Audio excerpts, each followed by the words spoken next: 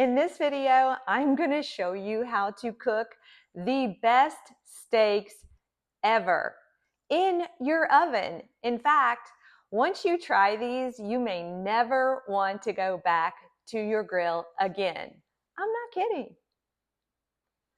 I've used this simple three-step method to cook my filet mignon steaks for years now. And I promise you, if you follow these easy steps, the same thing's going to happen to you. Everyone is going to want to know how you do it. The first thing I always do is gather all my ingredients.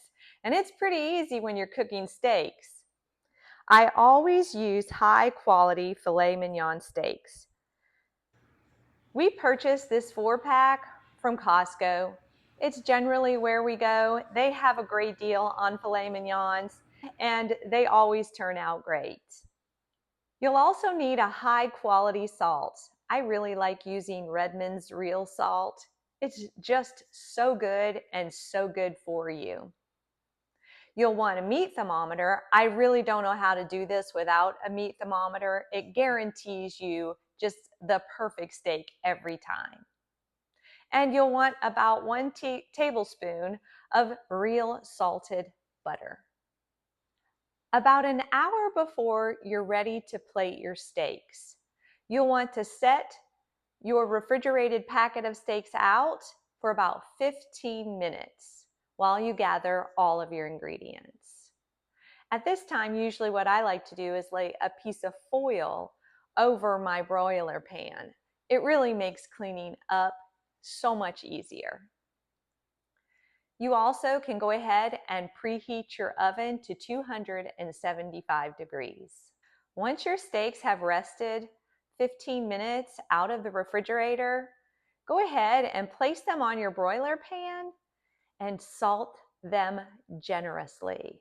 Salt both sides more than you think you should, and even get around on the edges of those steaks. They're thick. Utilize every space to soak up that delicious Redmond salt.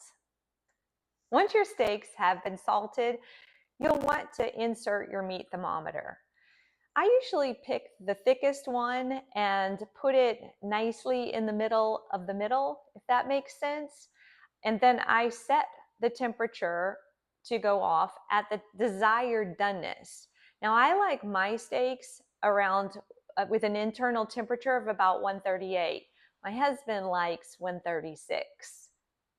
120 to 125 for rare, 130 to 135 for medium rare, 140 to 145 for medium, 150 to 155 for medium well. That's it. Place your steaks in the oven with your thermometer set to go off at your desired temperature. Now, when I do it, once that temperature reaches 136, I keep my eye on it. Then I pull my husband's 2 steaks out and I leave mine in for an extra 2 degrees. It usually doesn't even take a minute for that to happen. Once the meat thermometer goes off and all my steaks are done, you'll want to remove them from the oven and let them rest for 15 minutes. This is a good time to go ahead and melt your butter. I just use the microwave. To finish off your steaks, what we're going to use is a reverse sear method. So you'll need a nice skillet. I use my cast iron skillet. It's my favorite. And I heat that up.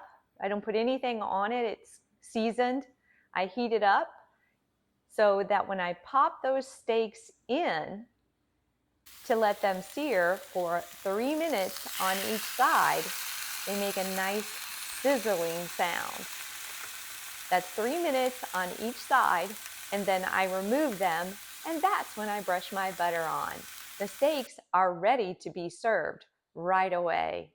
And you can see, when I cut this steak open, it is the perfect doneness all the way through. It's a melt in your mouth steak, and your guests are going to love them. And if you'd like to see more of these recipes, You might want to check out my asparagus and mushroom recipe, which makes a great side dish along with the baked potato for these steaks. Thank you. Enjoy.